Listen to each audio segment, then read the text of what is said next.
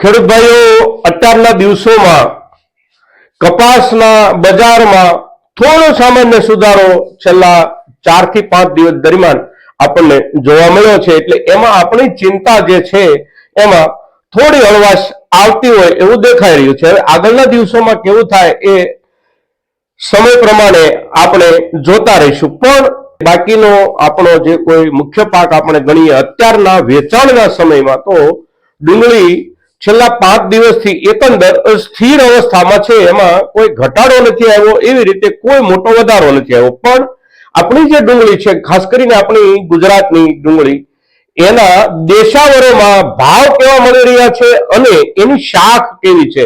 આપણા માલની જે શાખ છે એ બાકીના પ્રદેશોમાં જ્યાં આપણો માલ વેચાવા જતો હોય વેપારીઓ દ્વારા, ત્યાંની સ્થિતિ આપણા માલની શાખને લઈને કેવી છે એના ઉપર આપણે આજના દિવસે ચર્ચા કરીએ છીએ મિત્રો. તો આપ સૌ મિત્રો આ વિડીયોમાં અવશ્ય બન્યા રહેજો.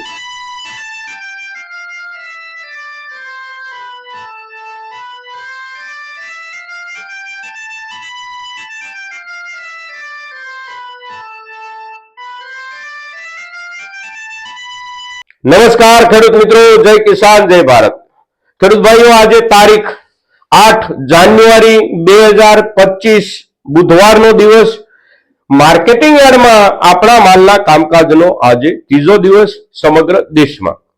હવે અત્યારે જે ડુંગળી આપણે વેચી રહ્યા છીએ, આ ડુંગળીમાં ગયા અઠવાડિયાની શરૂઆતના દિવસોમાં જે ભાવમાં કાપ દેખાડો, પાછળના અઠવાડિયાથી જે ચાલતો આવતો ભાવ ઘટાડો હતો, એ ભાવ ઘટાડો ગયા અઠવાડિયાના શરૂઆતના 1-2 દિવસ દરમિયાન રહ્યો. પણ ત્યાર પછી સામાન્ય રીતે ભાવે સ્થિર થવાની કોશિશ કરી, કારણ કે બજારમાં માલની આવકોનો થોડો ઘટાડો થયો અને કેટલાક કાચા માલ જે વિશેષ પ્રમાણમાં આવતા હતા એની આવકો પણ બિલકુલ લગભગ બંધ થઈ ગઈ એવું આપણે કહી શકીએ. કારણ કે 80-85 રૂપિયા માલ વેચાતો હતો, એના કારણે ખેડૂતો એવા દરજ્જાનો માલ લાવવાનું રોકી રાખ્યું અને પરિણામે બજાર પર એની એકંદર સામાન્ય અસર આપણને જોવા મળી કે બજાર સ્થિર થવાના પ્રયાસો કરતું હતું ગયા અઠવાડિયા દરમિયાન. આજે ત્રીજા દિવસે આપણે જોઈએ તો સોમવાર, મંગળવાર અને આજના દિવસના વેચાણના જે કામકાજો છે એમાં પણ ભાવો એકંદર સ્થિર બની રહેલા છે. હવે અહીંયા જે આપણે ડુંગળી વેચીએ છીએ, આ ડુંગળી આપણી મોટા ભાગે ઉત્તર ભારતના જુદા જુદા વિસ્તારોમાં વપરાશ માટે જાય છે. આપણે ખેડૂતો તરીકે વેપારીઓને આપીએ છીએ. આપણા વેપારીઓ ઉત્તર ભારતના વેપારીઓને મોટા ભાગનો માલ અહીંથી વેચતા હોય છે. તો ઉત્તર ભારતના બજારોમાં આપણા માલની શાખ કેવી છે, ગુજરાતના માલની, આ એક જાણવા જોગ મુદ્દો છે આપણા માટે.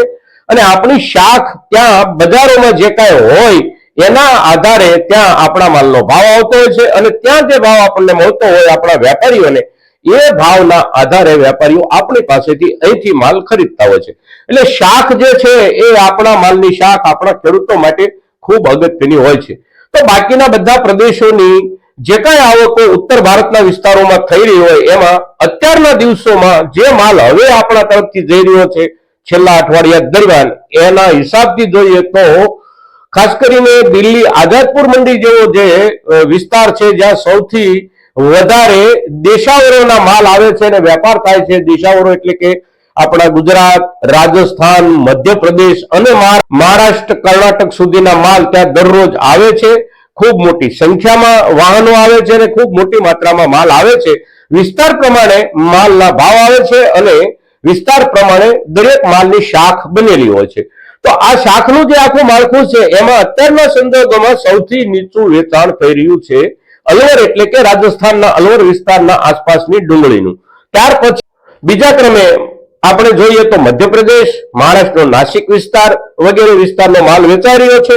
અને સારી શાખ સાથે બાકીના બધા માલની સરખામણીમાં ઊંચો ભાવ આવતો હોય અને સારો માલ વેચાઈ રહ્યો હોય તો પૂના અને ગુજરાતનો માલ વેચાઈ રહ્યો છે. આવું ત્યાંના વેપારીઓ દ્વારા કહેવામાં આવી રહ્યું છે કે ગુજરાતનો માલ અત્યારે સારો આવી રહ્યો છે, સારા ભાવથી ત્યાં વેચાઈ રહ્યો છે. હવે ત્યાં શું ભાવ આવી રહ્યો છે આપણા સારા માલનો? તો આપણા સારા માલનો ભાવ આઝાદપુર મંડીમાં અને બાકીના ઉત્તર ભારતના બજારોમાં લગભગ 600 રૂપિયા આસપાસ, 650 ને બહુ સારો માલ હોય તો એનાથી પણ 10-20 રૂપિયા વધારે આવી રહ્યા છે આપણા માલના. અને એ જે ભાવ આવી રહ્યો છે ગુજરાતના માલનો, એનું કારણ આપણા માલની સાઈઝ, સાથોસાથ આપણા માલની થોડા દિવસ માટે સંગ્રહ કરવાની ક્ષમતા. જે રીતે પાકેલો માલ આપણા ખેડૂતો લાવી રહ્યા હોય બજારમાં અને એના ઉપર પણ વેપારીઓ વેચતી વખતે થોડું ઘણું ગ્રેડેશન કરતા હોય, એ ગ્રેડેશનની અસરના કારણે આપણી શાક અત્યારના દિવસોમાં ઉત્તર ભારતના બજારોમાં બીજા બધા માલ કરતા સારી બનેલી છે. પૂના કરતા પણ ગુજરાતની શાક છે એ એકાદ રૂપિયો એક કિલો વધારે આવે એવી શાક વેપારીઓ દ્વારા અત્યારે વર્ણવવામાં આવી રહી છે આપણા ગુજરાતના માલની. હવે આ જે શાક છે, આપણી આ શાકના આધારે આપણને ભાવ જો મળવાના હોય અને મળી રહેતા હોય તો આપણે ખેડૂતો તરફથી કાળજી રાખવાની છે કે બને ત્યાં સુધી આપણે સારો માલ આપણા જ ખેતરમાંથી તૈયાર કરી અને માર્કેટ સુધી પહોંચાડતા રહીએ. આપણા માલનો ભાવ જેટલી આપણી ક્વોલિટી સારી હશે એટલો જ આપણને સારો મળશે. નબળી ક્વોલિટી ઉપર આપણે પાછળના દિવસોમાં પણ ખૂબ બધી ચર્ચા કરી ચૂક્યા છીએ, એટલે એના ઉપર વિશેષ ચર્ચા કરવાની આજે આપણને જરૂર લાગતી નથી. પણ અત્યારના સંજોગોમાં હવે પછીના દિવસોમાં આપણી ડુંગળીના બજાર પર બાકીના વિસ્તારોના માલની આવકના હિસાબે અસર કેવી પડી શકે તો ઉત્તર ભારતના વેપારીઓના અભિપ્રાય પ્રમાણે હજી થોડા દિવસો માટે કમસે કમ 15 થી 20 દિવસ આપણે સામાન્ય રૂપમાં ગણીએ તો ભાવોમાં સ્થિરતા બની રહેવાની શક્યતા વેપારીઓ તરફથી બતાવવામાં આવી રહી છે. અને એનું એક મુખ્ય કારણ એ બતાવવામાં આવે છે કે રાજસ્થાનના અલવર વગેરે વિસ્તારોમાંથી ડુંગળીની જે મોટા પાયે આવકો થતી હોય છે એ આવકો લગભગ ફેબ્રુઆરી મહિનાના 12-15 તારીખ આસપાસના દિવસોથી શરૂ થશે અને ત્યાર પછી આખો ફેબ્રુઆરી અને લગભગ અડધા માર્ચ મહિના સુધી મોટી આવકો રાજસ્થાનના વિસ્તારોમાંથી થશે. હજી રાજસ્થાનના વિસ્તારોમાંથી મોટી આવકો નથી થઈ રહી. જે આવકો થઈ રહી છે એ થોડી કાચા માલની અને એવી તેવી જે આવકો થઈ રહી છે એના કારણે રાજસ્થાનના માલની શાક થોડી આપણા માલ કરતા નીચી છે. હવે આ પ્રમાણે રાજસ્થાનનો માલ વધારે આવવાની જ્યારે શરૂઆત થાય ત્યારે બજાર પર અસર થવાની શક્યતાઓ છે. પણ એની સાથોસાથ રાજસ્થાનના માલની આવકો વધ્યા પછી અને એ દરમિયાન બાકીના વિસ્તારોના માલની આવકો જો અત્યારના સમય પ્રમાણે બની રહે, અગર તો થોડી ઘણી ઓછી થાય તો ભાવો બહુ જ્યાદા દબાવવાની શક્યતા નથી. હવે આપણે ક્વોલિટી કેટલો સમય અને કેવા રૂપમાં બનાવી રાખી શકીએ છીએ એના ઉપર આપણા માલના ભાવનો આધાર છે. સાથોસાથ બાકીના વિસ્તારોમાંથી ઉત્તર ભારતના વિસ્તારોમાં માલનો જે કાંઈ વેચાણ અને જથ્થાની જરૂરિયાત હોય એનો આ ધોરણે આવકો બની રહેશે તો નજીકના દિવસોમાં ઘટવાની શક્યતાઓ ઓછી છે.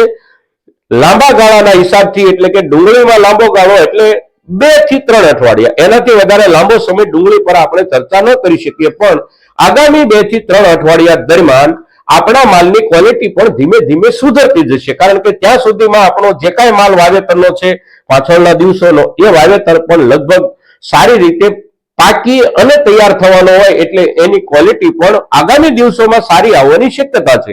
એટલે આપણી ક્વોલિટી હજી પણ જો સુધરતી જશે તો આપણું બજાર સ્થિર બની રહે અને સ્થિર બન્યા ઉપરાંત કિલોએ આપણને 1 રૂપિયો કે 1.5 રૂપિયો એક મળે, 35 રૂપિયા કે 40 રૂપિયા વિશેષ મળવાની શક્યતાઓ પણ બજારના હિસાબથી ઉત્તર ભારતમાં આપણા માલની શાકના હિસાબથી અત્યારે દેખાઈ રહી છે. મિત્રો, ક્વોલિટી ઉપર ખાસ ધ્યાન આપવું પડશે. જ્યારે બજારમાં મોટા જથ્થામાં માલ આવવાનો સમય હોય ત્યારે ક્વોલિટી જ આપણને બચાવી શકે છે. એટલે માલને ખેંચતી વખતે પૂરો પાકવા દઈએ, ક્વોલિટી સારી થવા દઈએ, આટલી કાળજી કમસે કમ આપણે રાખશું તો વધારે માર ખાવાથી બચી જઈશું. મિત્રો, તો આજના દિવસે ખાસ કરીને આપણા ગુજરાતના માલની ક્વોલિટીની દિશાઓની શાખ ઉપર આપણે ચર્ચા કરી રહ્યા છીએ અને આગામી દિવસોમાં ક્યારે વધારે માલ આવવાની શક્યતાઓ છે એના પર ચર્ચા કરી રહ્યા છીએ. ત્યારે આપણા મહત્તમ ખેડૂતો સુધી આપણી આ ચર્ચા પહોંચે એવા પ્રયાસો આપ સૌના તરફથી થાય એવી અપેક્ષા સાથે જય કિસાન, જય ભારત.